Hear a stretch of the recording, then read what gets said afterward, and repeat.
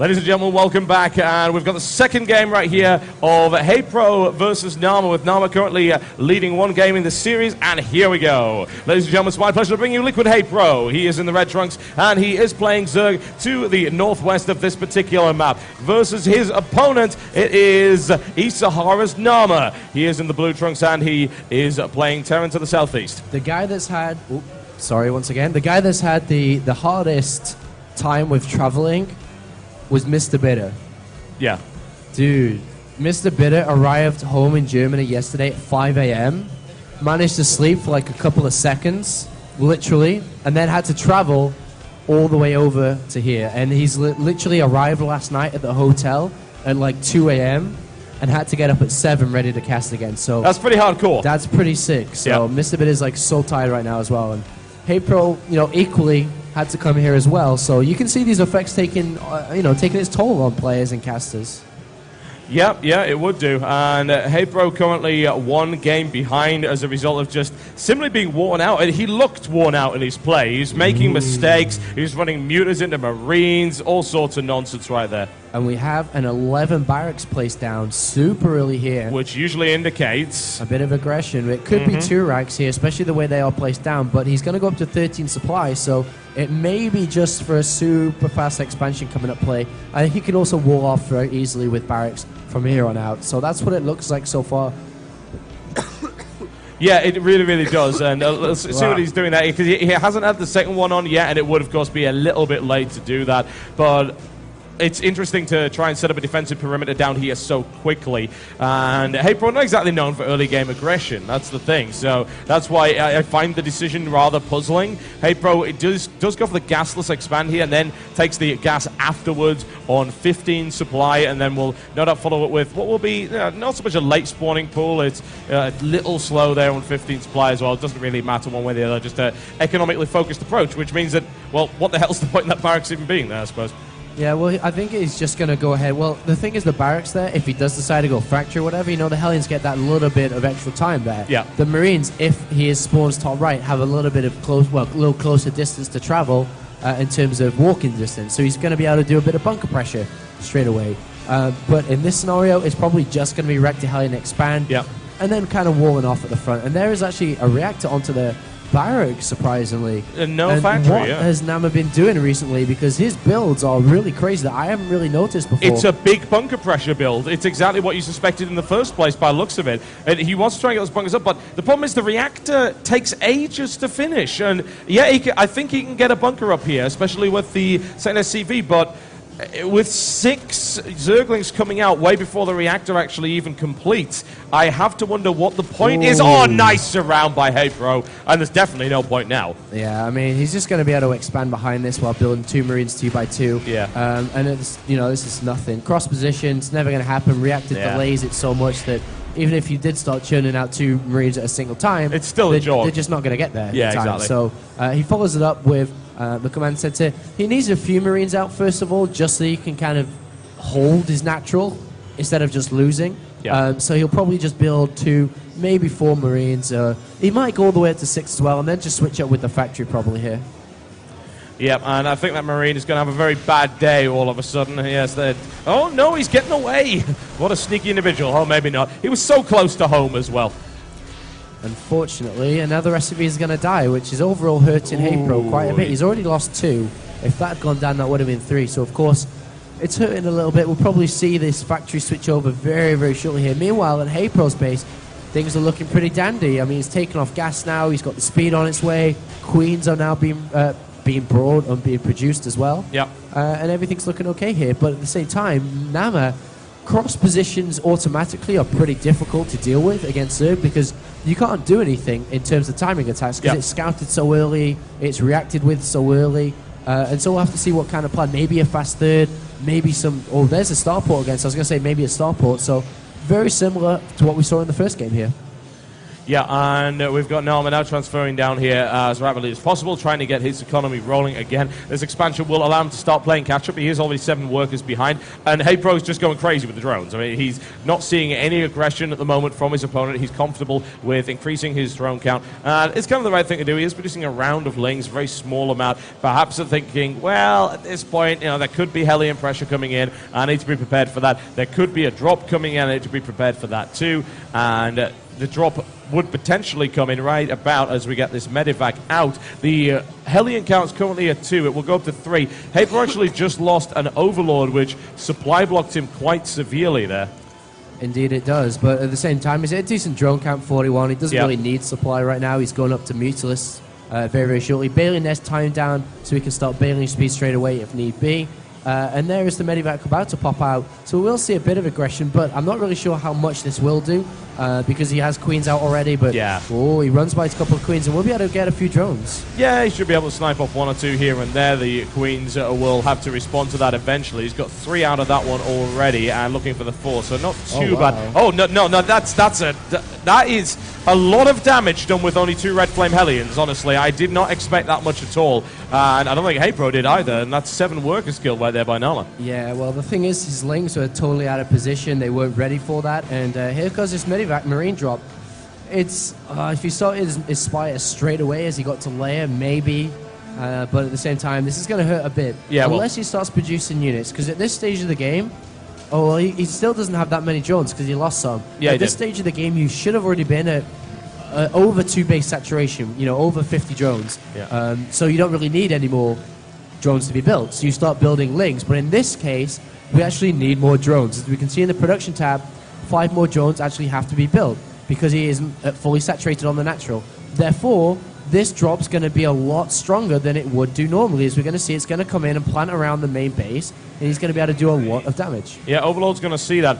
And I thought perhaps that Ling down the bottom would have spotted it, but I don't think it did. The response was to build drones, so that indicates that it wasn't spotted. Banelings are going to be able to crush this drop, though, if HayPro just sets them up in nice position. Yep. Now I'm thinking, no, nothing to do here.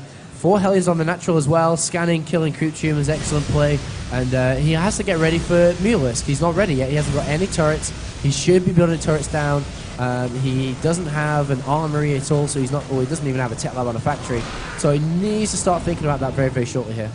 Yeah, Overlord blown to pieces. Doesn't really make much of a difference. Plenty spare available. 9 mutas on the way, and Naama not looking like he's got anything to really deal with that, as you pointed out before. And Naama also doesn't really have the information that he needs. He was hoping, of course, that drop would have provided him with information. It didn't. He wasn't able to drop it down. Oh, no, he did see the Spire. Yeah, he does know. Yeah. The thing is, the stim and combat shields is going to be late because he's invested in a starport and so on. Yeah. And right now, Naama's playing really, really greedy. So dependent on how well the Mulists are controlled, we can see HayPro win the game there on out. Yep. Because there's no turrets, there's very little units, there's no upgrades for the Marines, and he's also expanded to a 3rd base. So he has to control 3 bases and defend 3 bases. It's going to be very, very hard. Yeah, it's tricky stuff, but if he's able to do that, then he's going to get a significant economic lead over his opponent, and Naama moving his Hellions back, which will do really nothing other than provide a tasty target for those Mutalisks at the moment, perhaps thinking that another push could come in from the front while his Mutas harass from the back. Missile Tower's coming up, but a little bit too late right there. Yeah, he's cutting corners a little bit here. There's so many mineral lines that could get toasted by these Mutalisks. Definitely. 3rd base is going to go up pretty much now. And HayPro can even take a 3rd and a 4th, actually. So 3rd base up at the top side, 4th base on the left side. So he's really working his economy. He's got map control. I really like the addition of a couple of Vikings, because Vikings have such large range. They can pick off mutas every now and again. Combining the Vikings with turrets makes it very hard to actually penetrate any areas. Yeah, it does, and you wouldn't really go for a lot of Vikings versus mutas. It's just simply an inefficient composition. It's not really worthwhile, but a couple here and there, definitely. Snipe it off a little bit. +1's about to complete right there on the mutas, and muta count is continuing to increase for the time being. Baneling speed coming up as well. I'm kind of disappointed that Mulas just haven't been scary. Yeah. I mean, if you compare these Mulas to Donray Goose Mulas, it's like, oh my god! But we're not really seeing anything here. And he's just floating around. He's not looking for holes. There's a lot of holes, like going around into the main base as well. I mean, he's expecting Stim to be done as well. but it wasn't done for a very long time here. So HayPro not really achieving anything with Mulus. The third base is up and running. Turrets are there. The economy is fantastic now for Nama as well. Yeah, he could pick off some turrets here and there, but he's going to end up losing Mutalisk in the process. He wants to continue to build up that count to the point where turrets just don't scare anyone anymore. The problem is that if he keeps losing Mutas here and there to being engaged by those Vikings and, of course, the Marines on the ground, then he'll never reach that wonderful critical mass that he's looking for. He prevents another turret from being built, but still, I'm not convinced of the worth of them at the moment with so much gas invested. Yeah, but the good thing is that even though he's not really harassing with them, he has taken the gases on the third base, gases on the fourth base. Very important here. So he can continue to tech up. He can throw down the infestation pit pretty much now as well, can tech up to Hive, can add infestors of his own because there's no tanks or whatever, or only 2 so far. And so he can start to play a different kind of strategy going into the mid to late game. Especially with this amount of gas, he's going to have a lot of choices. He can go, like I said, directly to Hive and start thinking about Ultras nice and early. He can bring infestors on, he can go mass Banelings, and all this gas is going to help out a bunch.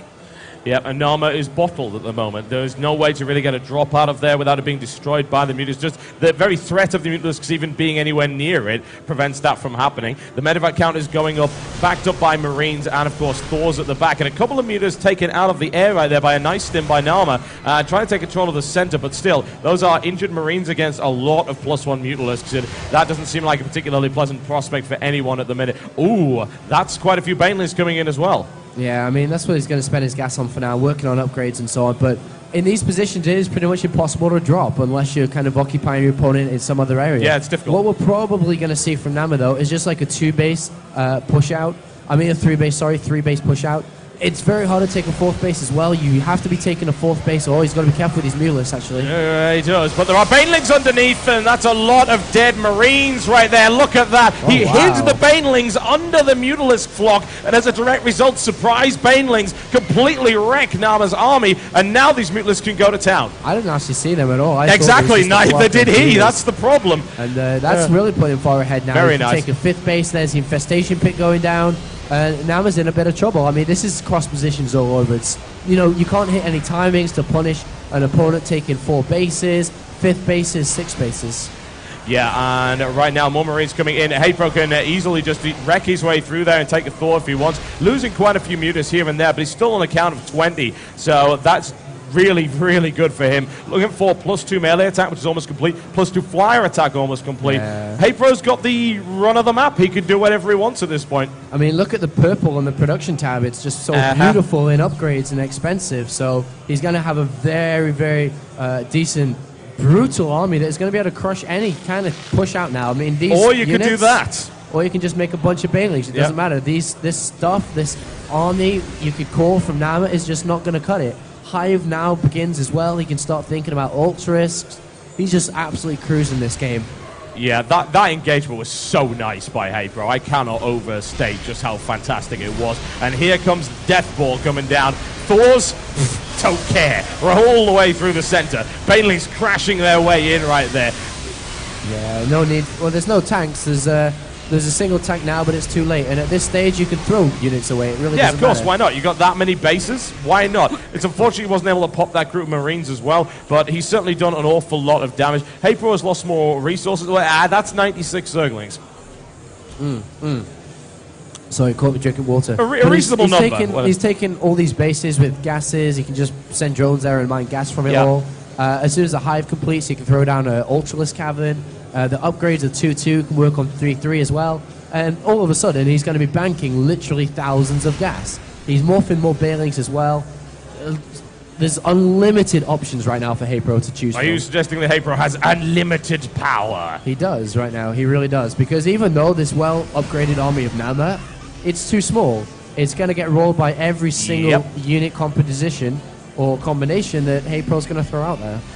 Pretty much, yeah. HayPro decides to just build Lings. He has 101 of them at the moment. He's also got 21 Banelings. He's going for +3/+3, and he's also going for adrenal glands. Because, hey, why the hell not? You might as well. And Nama, I don't know if Nama really knows just how much trouble he's in, because look at his vision. Yeah, he knows nothing, so...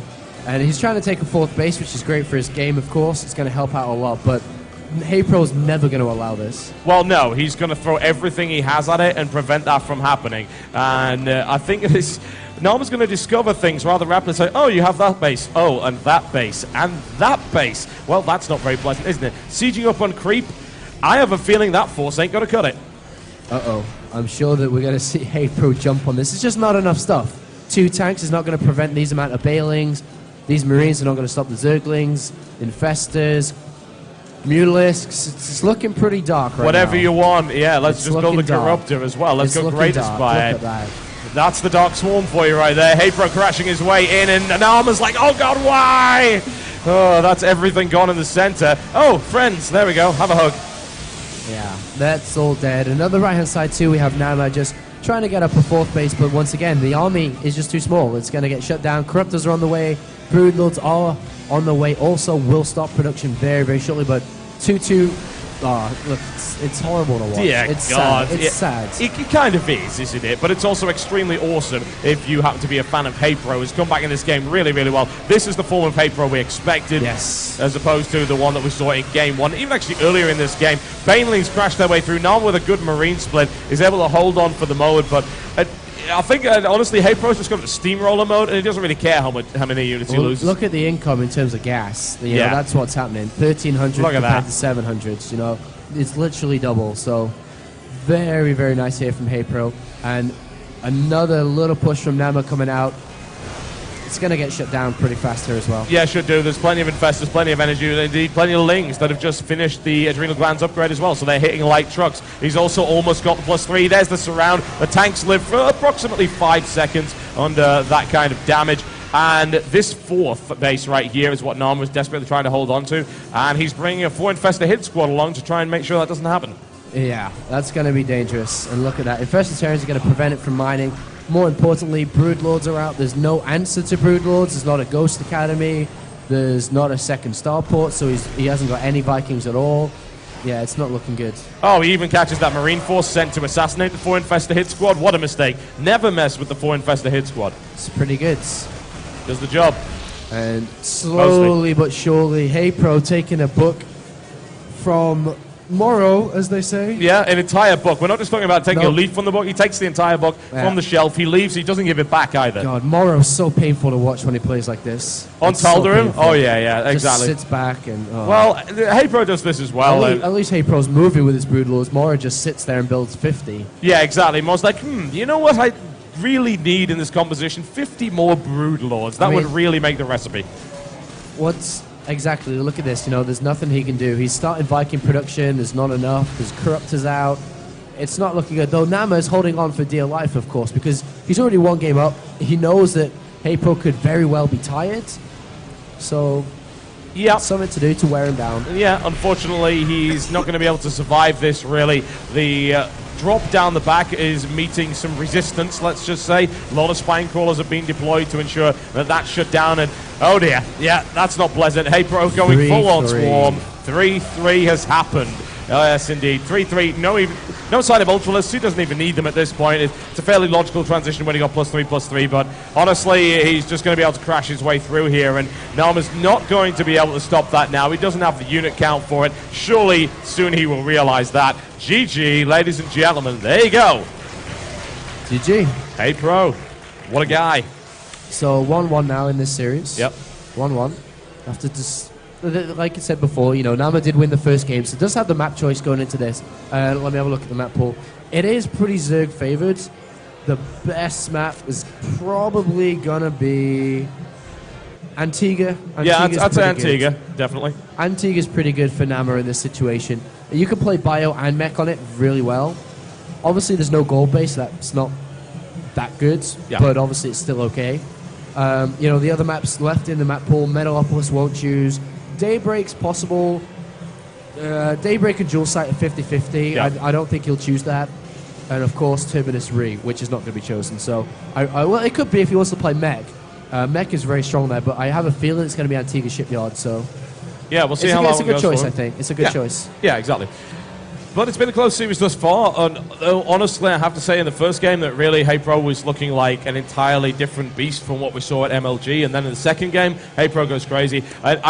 I love the fact that I wouldn't really call it unorthodox to hide the banelings, but it's smart. It's like, utilize the fact that your opponent's going to have difficulty seeing the damn things under the muters, and then suddenly you can bring that down. You know, that's not mechanical, that's simple trickery, and it was extremely effective.